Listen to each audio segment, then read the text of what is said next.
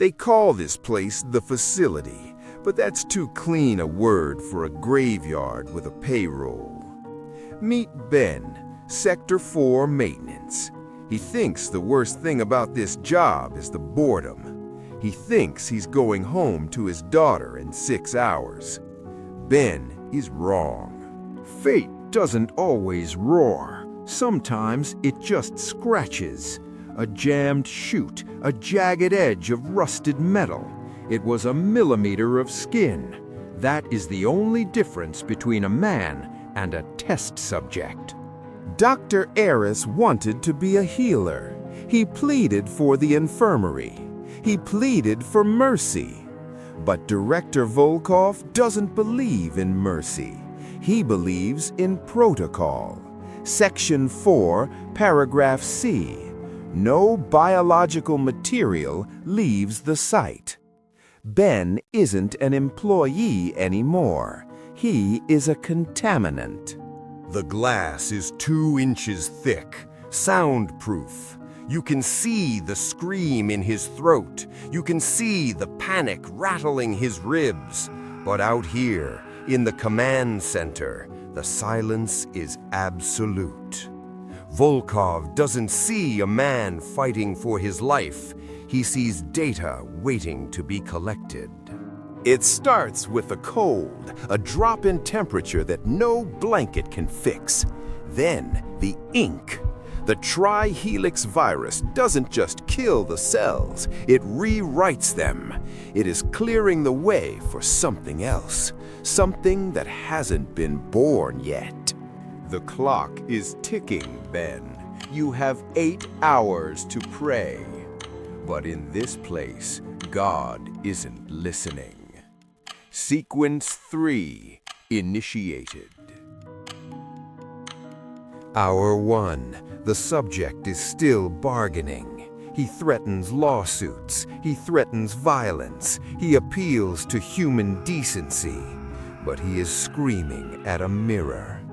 Volkov isn't listening to a man. He is observing a petri dish. To the director, hope is just a biological flaw, a waste of energy that the virus will soon correct. Hour 2, the fever hits. This isn't a flu, it is a biological firestorm. The trihelix protocol burns through the human immune system to clear the slate. Dr. Aris tries to offer water, a final act of mercy, but Volkov forbids it. The organism must learn to regulate itself, or it must die trying. Then comes the noise. To us, the room is silent, but inside Ben's skull, the world has turned into a jet engine. The virus is rewiring the auditory cortex. He can hear the electricity in the walls. He can hear the blood moving in Volkov's chest. He is praying for silence, but silence is a luxury for the dead. Hour 3, the screaming stops. The fear is gone, the fever is gone, and looking into those eyes, it is clear that Ben is gone too. Something else has woken up behind the glass, and it knows exactly who put it there. Hour 4, the fire goes out. The fever didn't break, it finished its job. It burned through Ben's humanity like fuel, leaving nothing behind but ash and wet gray skin. He isn't angry anymore. He isn't scared. He is simply expiring. The battery has been disconnected. The machine is shutting down. Hour 5, the shedding begins. He scratches his arm, not because it itches, but because the skin doesn't belong to him anymore.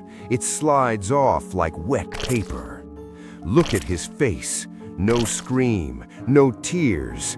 That is the true horror of the trihelix. It cuts the nerves before it cuts the flesh.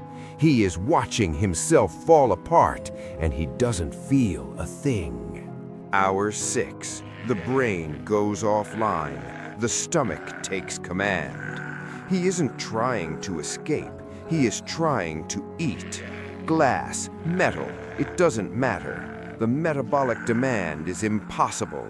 The virus needs mass to build what comes next.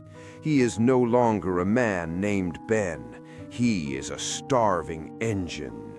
And then, silence. The subject stands. The heart is beating once every 10 seconds. The eyes have clouded over, windows with the curtains drawn. Volkov takes the picture. The human is dead. Stage 1 is complete. The vessel is hollow and ready to be filled. Hour 7. The demolition begins. To build a monster, you must first destroy the man. The skeleton is the frame, and the frame is too small. Ben collapses, not from exhaustion, but because his own bones are disconnecting. The joints snap, the spine lengthens. He is being unmade. Hour 8. The expansion. Look at the chest. The ribs are fracturing and resetting, pushing outward like iron bars. The virus knows what is coming. It knows the stage 3 alpha will need massive lung capacity to scream, to fly, to hunt. The skin stretches to the breaking point. It is no longer flesh. It is just a canvas for the architect. Then the lights go out. The human eye is weak. It relies on light. It creates doubt. The strigoi does not need to see. It needs to hear. The body responds. It grows a layer of thick gray callus over the sockets. It seals the windows shut forever. Ben will never see again, but he will see you. Hour 9. The restructuring is complete. It rises, but not on 2 legs.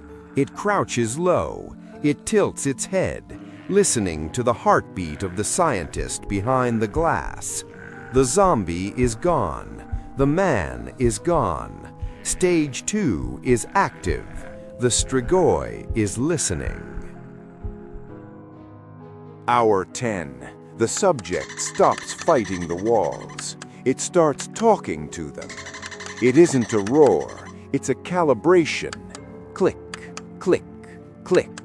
The strigoi is mapping the room. It is testing the density of the glass. It is looking for the resonant frequency, the exact note that turns a shield into shrapnel. Then the inhale. The rib cage expands. The lungs fill with enough air to crush a normal man's sternum. It doesn't scream with rage. It screams with physics. The sound is ultrasonic. You can't hear it, but the glass can. The vibration starts in the center and spreads like a cancer. The barrier is failing. The detonation is instant. The cage doesn't just break, it explodes. And the creature, it doesn't run out, it launches. Gravity is just a suggestion now. By the time the glass hits the floor, the strigoi is already on the ceiling, blind, hairless, and waiting.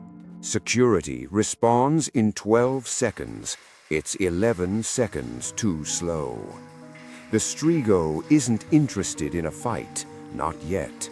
It wants the dark. It finds the ventilation shaft, the arteries of the building. The subject is no longer contained. The experiment has officially entered the wild. Hour 11. The hunt is on. Security sweeps the corridors. They check the corners. They check the shadows. But they forget to check the ceiling. The strigoi is no longer a prisoner. It is a predator in the walls. It moves silently through the arteries of the building, waiting for a pulse. Then, contact. It drops from the dark like a guillotine. The creature is blind, but it doesn't need eyes to find a throat. It moves faster than the human eye can track. For a moment, it seems invincible, but the Strigoi was built for speed, not for war. They flush it into the atrium. Kill box. The tactical team opens fire. The speed is useless against a wall of lead. The gray skin tears. The bones shatter. The creature falls, screeching in confusion. It tries to crawl away, leaking black fluid onto the cold tile. The experiment has failed. The bat is dead. But then the glass breaks above, and the sky looks down. A beam of pure, pale moonlight hits the blood. This is the variable Volkov mist. The trihelix contains the DNA of the wolf, and the wolf answers only to the moon. Look at the wounds. They aren't healing, they are erupting. The fur rises like a black tide. The breathing changes. The bat is dead, yes, but the alpha has just arrived. Hour 12. The atrium is no longer a containment zone. It is a slaughterhouse. The pity soldiers are the best money can buy. Ceramic armor, high-caliber rounds, unwavering loyalty. Against the alpha, they are tissue paper. Bullets spark off its hide like fireflies. It doesn't just kill them, it unmakes them. Ben is gone. Only the hunger remains. 10 stories down, Director Volkov watches his investment depreciate in real time. The science was sound, the math was perfect, but he forgot the most basic rule of nature. The apex predator does not take orders. He has created a god, and his only option now is to pray to another one. The order is given. Protocol Omega. Deep in the facility's bedrock, a vault opens that was never meant to be unlocked. This was the backup plan. The brute, the tank. A creature built not for elegance, but for pure armored destruction. You don't send a soldier to fight a monster. You send a beast. The alpha turns from its feast. It smells a challenge. Two titans, born of the same arrogance, meet under the moonlight. One is the perfect hunter. The other is the immovable object. The war for the top of the food chain has just begun.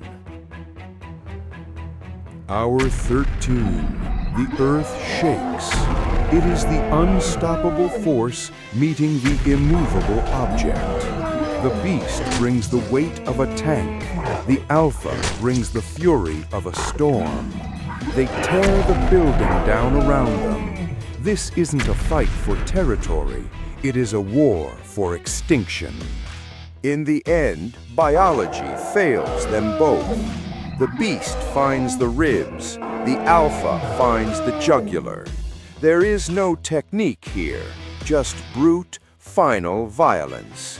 They die as they lived, monsters locked in a suicide pact. Then silence. Director Volkov looks at his screens. He sees 2 corpses. He sees a problem solved. He orders the incinerators. He thinks he can burn the mistake away. But he forgot that the roof is open. A scavenger arrives before the flames do. A common brown bat, small, insignificant, hungry. It finds the open wound. It tastes the black blood. It doesn't know it just drank the apocalypse. The Chimera virus has found a new vessel. The Alpha is dead. Long live the Alpha. The carrier is small, but the payload is global. It flies towards the warmth, towards the light, towards the millions of people sleeping in the city below. The containment is broken, and the nightmare has just begun.